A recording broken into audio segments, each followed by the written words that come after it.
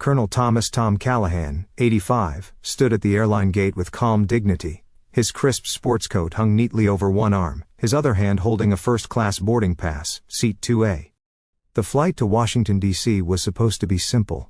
He had been invited to a White House event honoring Medal of Honor recipients, and his granddaughter Sarah, an active-duty Army captain, had used her savings and frequent flyer miles to ensure he traveled in comfort. But the smile on his weathered face faded quickly as he approached the gate agent. "I'm sorry, sir," the agent said, her tone professional but hollow.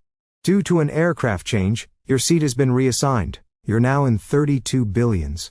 Middle seat, economy." Tom looked down at the new boarding pass, the flimsy paper suddenly heavy in his hand. "There must be some mistake," he said quietly. "My seat was confirmed months ago, first class." The agent didn't meet his eyes. "These things happen, sir. 32 billions is all we have." Tom stepped aside, confused and disheartened. The Medal of Honor tucked in his wallet felt like a forgotten relic.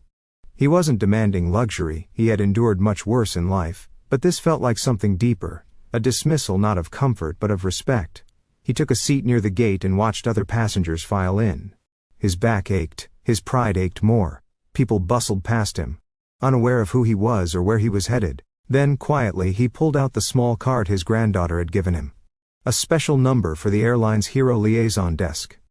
He stared at it for a long moment, and then, he dialed. The phone rang once, twice. On the third ring, a calm male voice answered. "Hero Liaison Desk, this is Marcus speaking. How can I assist you?" Tom hesitated, the edges of his voice roughened by age and experience. "My name is Colonel Thomas Callahan. I was just downgraded from my first-class seat to economy. I'm headed to D.C. for a White House event, Medal of Honor recognition." There was a pause, not long but heavy enough to feel. "Sir, did you say Medal of Honor?" Marcus asked, his voice now sharper, alert. "Yes, I see. Please stay on the line." The next moments felt long. Tom sat quietly, surrounded by the bustle of other travelers. Children played with iPads. A businessman barked into a headset. No one knew that a living piece of American history sat quietly among them, staring at a seat assignment that no longer felt like a seat at all. Then, a new voice came on the line. Firm, polished, controlled urgency. "Colonel Callahan, this is Jennifer Morales, VP of Passenger Experience. First, let me begin by offering you my sincerest apologies. I was just informed of your situation, and I assure you this is not how we treat our heroes." Tom simply replied, "I'm not asking for a red carpet. Just what was promised." Morales didn't miss a beat. "Understood. Colonel, please remain where you are. We are addressing this immediately." He ended the call. He still didn't fully understand what was happening behind the scenes, but something had been set in motion. 8 minutes later, as the gate staff rearranged papers and radios crackled, a ripple passed through the terminal. Someone important had arrived. And she wasn't alone.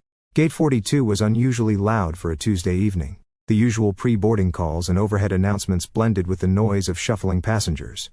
But suddenly, something changed. The gate agents stopped what they were doing. One whispered into her radio, eyes wide. Another stood up straighter. The murmurs began. "Who's that? Is that someone famous?" From the corner of the terminal a small group emerged. At the front was a woman in a tailored navy blue blazer, her stride fast and purposeful. She didn't look like the usual airline staff, no badge, no clipboard. She had presence, authority, gravitas. Behind her were two sharply dressed assistants and a man with an earpiece. "Is that the airline president?" a man muttered near the coffee stand. It was.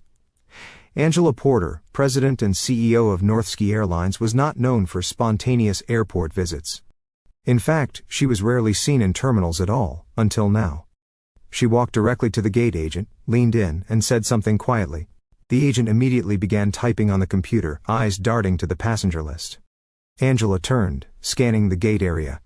Her eyes locked on an older man sitting quietly in a corner, his hat resting on his lap, U.S. Army, retired. She walked over, extended her hand and said in a voice clear enough for those nearby to hear, "Colonel Callahan, I'm Angela Porter. I've come to personally apologize for what happened today." Passengers stopped moving, conversations hushed, phones came out, people began recording. Tom slowly rose to his feet, eyes narrowing with quiet curiosity. "You didn't have to do this," he said. "I did," she replied. "Because this airline doesn't just fly people, we honor them. And today, we failed. It only took one video." A teenager sitting near Gate 42 had recorded the entire exchange between Colonel Callahan and Angela Porter. She uploaded it to TikTok with the caption, "They downgraded a Medal of Honor hero." Then this happened. Within minutes the video exploded. By the time Tom and Angela moved to a private area just off the concourse, the video had already hit 20,000 views. People were commenting things like, "This is how you fix a mistake. With respect, she showed up herself. I'm impressed. This man deserved better from the beginning." Meanwhile, inside the private lounge, Angela sat across from Tom, her expression a mixture of sincerity and frustration.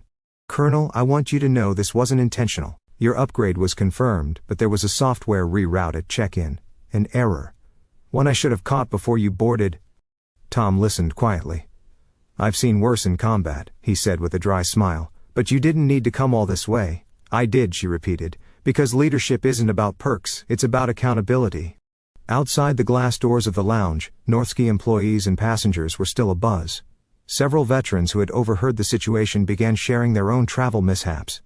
Suddenly Tom wasn't just one man wronged, he was a symbol of how the system sometimes forgets those who gave everything. And Angela knew that too. She stood up.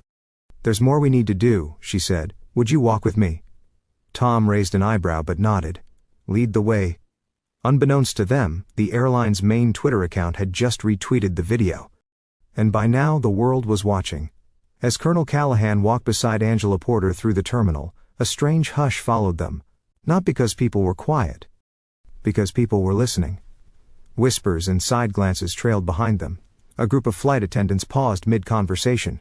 One ground crew member even saluted. Angela led him into a press room near the executive concourse, normally reserved for airline announcements. Today, it would serve a different purpose. Inside, a media team was already assembling. A Northski spokesperson approached nervously, unsure how to frame the moment. Angela turned to Tom. "I didn't ask your permission to speak publicly about this, but I'd like you to join me for something more than an apology." Tom looked at her, eyes calm but calculating. "What do you mean?" "A rededication, a change in policy, and a promise that no veteran, especially not one with the Medal of Honor, will be treated like this again." Tom paused. "I didn't come here to be a symbol."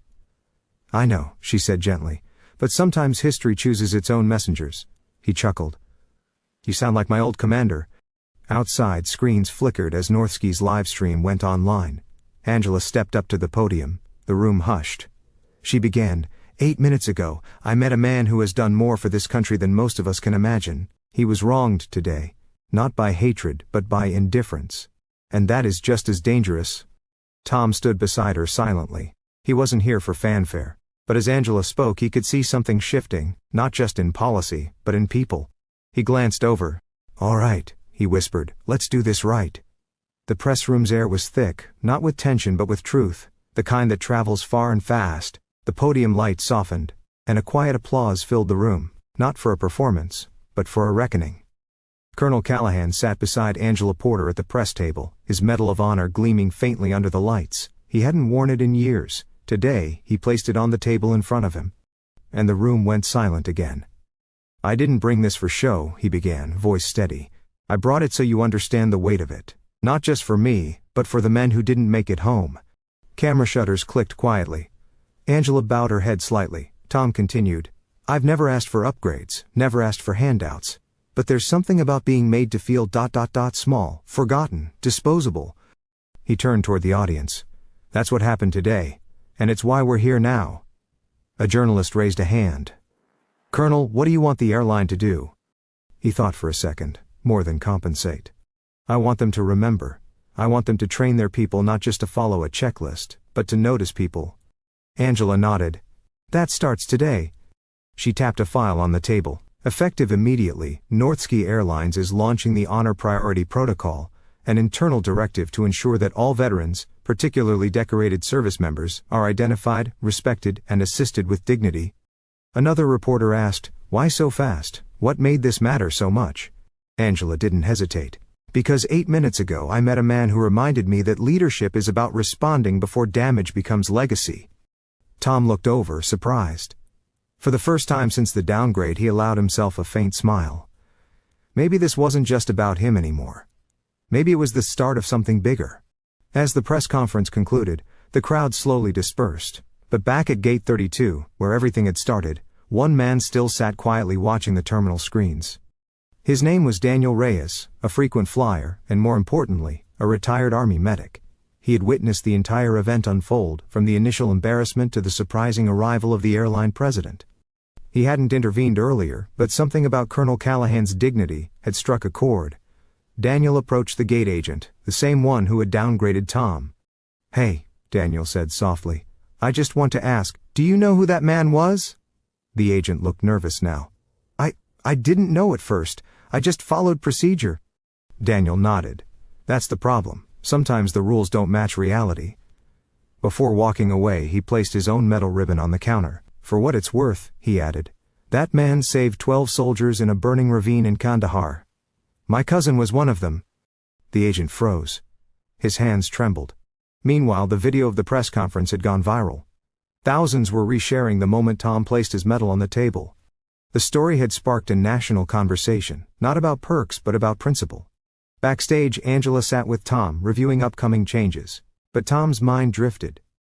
He didn't care about trending hashtags or news cycles. He thought about the families of the men he lost, the faces he couldn't forget, and one, a medic, who once whispered, "If I make it home, I'll tell them who you are."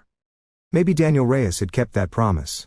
The ripples were spreading now, and the world was finally watching. Back at the airline's headquarters, things were anything but calm. Angela Davis, the airline president, had returned to a boardroom now dubbed the War Room. Screens displayed real-time social media metrics, news headlines, and even live debates on national news channels. The incident wasn't just a PR nightmare, it had become a defining moment for the company. "This is bigger than damage control," Angela told her executive team. "We need to rethink everything, from policy to purpose." One executive nervously pointed at the graphs. "Public trust is dropping by the hour. Stockholders are already calling. They want action." Angela nodded. "Then we'll give them more than action. We'll give them a mission." She turned to a whiteboard and began writing, "Honor our heroes, fix the policy, permanently personal training. Not just computer modules, create a hero's flight program. Every Medal of Honor recipient," she declared, "flies free, first class, no questions asked. And not because it looks good, but because it's right." Silence followed. Not the kind that comes from fear, but the kind that comes from respect.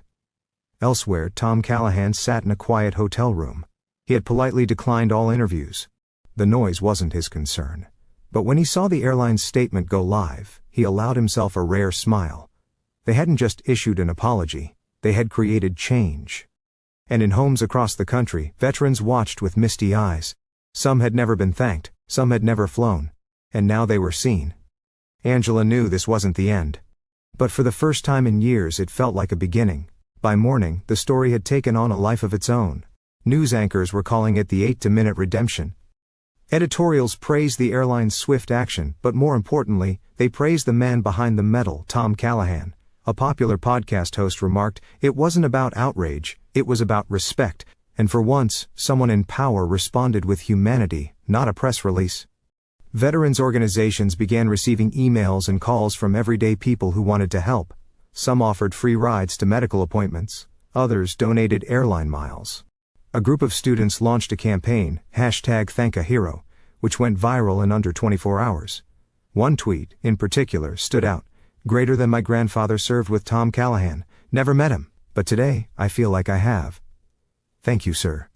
In the airline's call center, something unexpected happened too. For the first time in years, operators received calls from customers not to complain but to say thank you. One woman, a widow of a Vietnam veteran, said, "Your airline made me feel like my husband mattered again." Meanwhile, Tom remained calm, unaffected by the noise. He didn't want attention, he never did. But he realized now that his moment of quiet dignity had done something powerful. It had reminded the world what dignity really looked like. Angela sat in her office, watching it all unfold. The headlines were still fresh, but the momentum was real. "We're not just an airline anymore," she told her team. "We're a platform for gratitude." What had started as a mishandled boarding seat had turned into a national reckoning on how we honor our heroes. And it wasn't done yet. A week later, Tom Callahan received a letter, not an email, not a tweet, a handwritten letter delivered personally by a uniformed airline captain. It read, "Greater than dear Mr. Callahan. In 8 minutes, you reminded us of who we are supposed to be. You've earned more than a seat. You've earned our respect, our apology and our promise. Sincerely, Angela Price, President, Altura Airlines.